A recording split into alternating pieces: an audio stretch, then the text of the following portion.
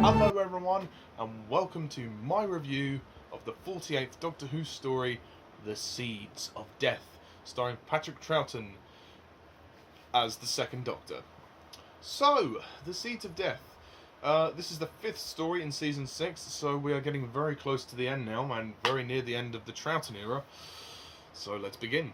The Seeds of Death. The story is the TARDIS lands in a space museum on Earth in the late 21st century, where the Doctor, Jamie, and Zoe learn that contact has been lost between Earth and the Moon. In this era, instant travel, TMAT, has revolutionized the Earth.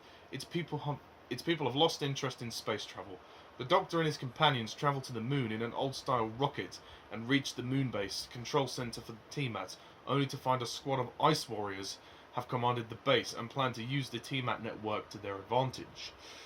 And basically, from then on, the Ice Warriors want to use have implanted these little seeds in these pods which explode and basically cause disease, an outbreak across the world, and they're doing it in all of the cold areas of the world because they need to find a new home. Their home was destroyed in the previous story they appeared in, the Ice Warriors, so they need to repopulate and find a new home, and that's basically the essential setup. Okay, so, The Seeds of Death. Overall, I liked it. I think it was a pretty good story. I think it was a very well put together story. I thought the direction by Michael Ferguson was very good, and the script was pretty solid by Brian Hales. But my only major criticism about this story, it's too long. I think this story is too long at 6 parts. It doesn't need to be 6 parts long. It's dragged out to a hilt. I mean, the beginning of the story took quite a while to get going. Once you get past the first 2 parts, it got a lot better. I think this story should have been 4 parts, really. No more than 5. I mean, God. I mean, it does drag on in places, and you do feel the pacing at times. So I just would have liked there to be the story to have been shorter slightly. But I mean, other than that, this story is pretty good. I mean, it's an improvement over the Crotons. It's certainly a story that has more intelligence, and certainly a much more interesting story. In a way, you could watch this as a sequel back to back with after the story, the Ice Warriors. Although, even though that story has Victoria in it, and this story has Zoe, but yeah, it's a pretty good story. I like it, and I think that the story has a lot of tension. The story is fantastic, and I like the fact that the Ice Warriors are just they're not trying to kill people. They're literally just trying to find a new home. I mean, obviously they are trying to. Well, I guess they are trying to kill people. Sorry, I should correct myself there.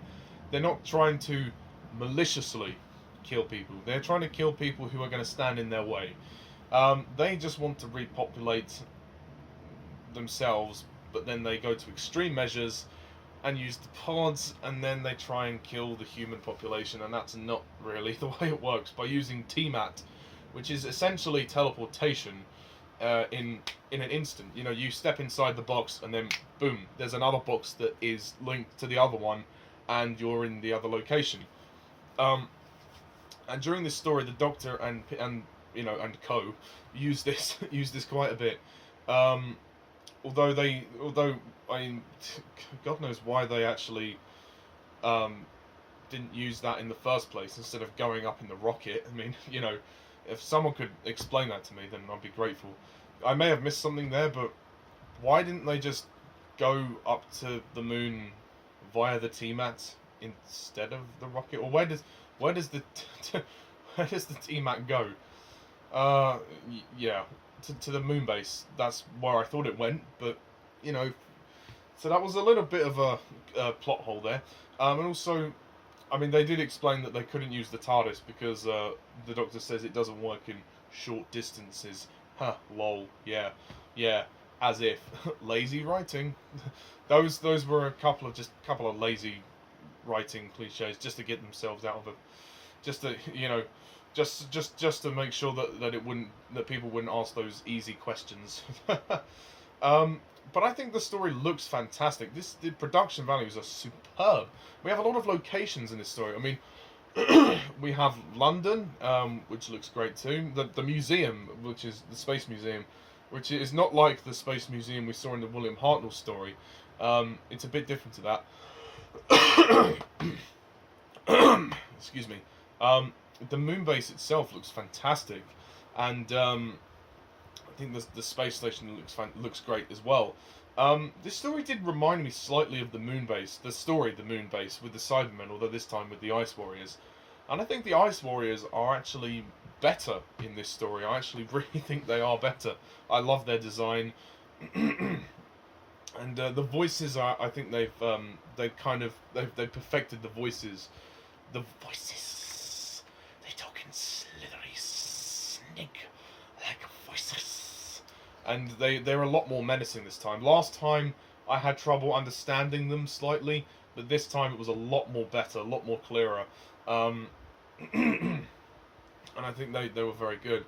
The supporting players are pretty good. The one that sticks out to me most is Miss Kelly. She's good. And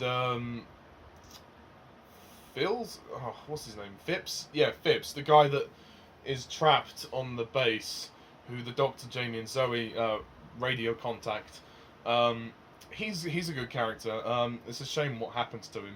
There's a lot of supporting characters in the story. The guy that owns the museum, whose name escapes me, he's good too. I think there's a lot of tension here in the story. There's a great scene when the Doctor's running through the corridors of the base, and he's being chased by the Ice Warriors. That was intense. And also there's a scene where he's almost drowning in the foam.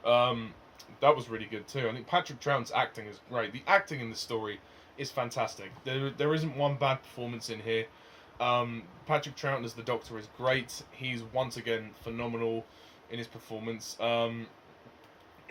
Frazer Hines is... Sorry, I've got a cough.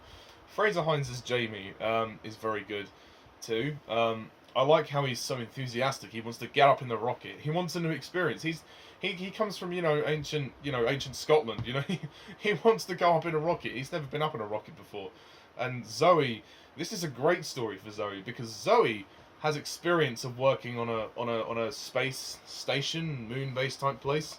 As we first met her in The Wheel in Space, we know that she's very good with this kind of thing, and her brain is almost equipped for dealing with those kind of situations. She's a super geeky, super intelligent girl, and she becomes very useful when they go up in the rocket. And she's giving Jamie a lot of advice, about how to operate the rocket and what to do. So she comes in very handy. So there's some great moments for Zoe in the story. This is definitely a good Zoe story. There's also another great moment for Zoe is also when she has to crawl through the shaft with Phipps. I think that's his name, but if I'm saying it wrong, I do apologise. And then she gets caught out by the Ice Warrior. And then the other guy saves her, which is cool. Wendy Padbury's acting is very good in this story. She one of her best performances by far. I still think the Mine Robber is probably her best performance, but she's good in this story. And once again, she's a cutie, wearing a sexy outfits. And yeah, it's a very good story. It's a very entertaining Doctor Who story, and the Ice Warriors are at their best here. I think they are very, very good. And I think I would say I prefer this to the story, the Ice Warriors. I think it's actually a little bit better. Slightly better. Because it's just slightly more intense, more dark, more dramatic. The story is not played for laughs. Oh no, there could have been, I guess there could have been some more light relief in the story. There's a lot of death, a lot of drama. I mean, seriously, this is not a story that you put on just for a laugh. You need to watch this story with that sense of feeling slightly unnerved. I mean, the Ice Warriors are scary in this story. They really are, especially with the music. My God, I think I may have already mentioned this or not, but the soundtrack for this story is absolutely fantastic. This is some of the best incidental music in the Patrick Troughton era. I mean, it's very dramatic. Like, there's a lot of like almost Star Wars, orchestral, you know, drumming, like the dum dum dum dum dum dum dum. It's really great. It's powerful stuff. And the like I don't know if that's right, but the music for the opening titles, not the main titles, but when the Seeds of Death title comes up, that's really cool. I think the exterior space shots look impressive too, and the production values for this story really show. The sets are phenomenal. There's also so many of them, which is great. I mean, the story feels big and expansive. I mean, I guess it has to be. It's 6 parts long. Many of the sets are tremendous, and give the actors a lot of freedom to explore when they're working in their characters. Particularly the corridor sets. I was amazed how the attention to detail in those corridor sets. There's not enough praise for how good they are, really, and I just wanted to illustrate how impressive that was. But damn it, my only niggle is that this story is just too long. 6 parts. It just drags a bit. But on the whole, this is a really good, really strong Doctor Who story. The more I think about it, the more I really like it. But it is just a bit too long at 6 parts, and I think it should have been shortened to 4 parts. I also had to unintentionally take a couple of breaks in between this, unintentionally. I got roped into doing some things, so it took me a while to watch this story. So yeah, but I really enjoyed it. I think it's a great Doctor Who story, and thinking about it now, rating the story, I'm kind of torn. I'm not really sure what to rate it. I think I will be generous and say that this story creeps in at a 9 out of 10.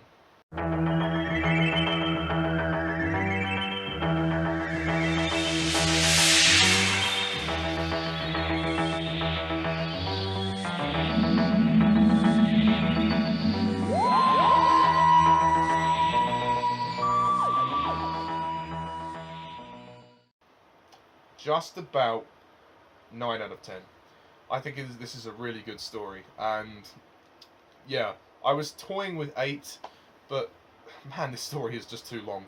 Other than that, this is a great story, and I think you should watch it if you haven't seen it. This is a Patrick Troughton Doctor Who great one. You know, check it out, please. So, next time on Doctor Who Review, we move on to the critically bashed story in the Troughton era, the Space Pirates. Oh, I've heard a lot of things about this one. Unfortunately, this story is missing from the Doctor Who archives. Ah! Oh well, it doesn't matter. Everybody hates the story anyway. No, look, at the end of the day, this is the Space Pirates is thankfully the last Doctor Who story that is missing from the BBC archives. Thank God. After that, everything survives. The War Games onwards, everything survives. As we come towards the end of the Patrick Troughton era, next time on Doctor Who Review is the review of his penultimate story, The Space Pirates. So once again, I'm going to have to go back to Loose Cannon Reconstruction Land for one last time to review this, to review The Space Pirates, or potentially rant on it, if it really is as bad as everybody says. I've heard a lot of things about it, so I'm not looking forward to it. But I will do it, obviously. I have to do it, you know. I'm going to review Doctor Who. From the 1st Doctor to the 12th Doctor. Everything there I'm going to review. So, it's going to be good. It's going to be good. Until then, that's pretty much it for my review of the Seeds of Death. So, please leave a comment down below, let me know what you thought, and stay tuned next time when we review Patrick Troughton's penultimate Doctor Who story, The Space Pirates, in reconstruction form. So until then, thank you guys all for watching, and as always, I'm Mr. TARDIS11. See ya.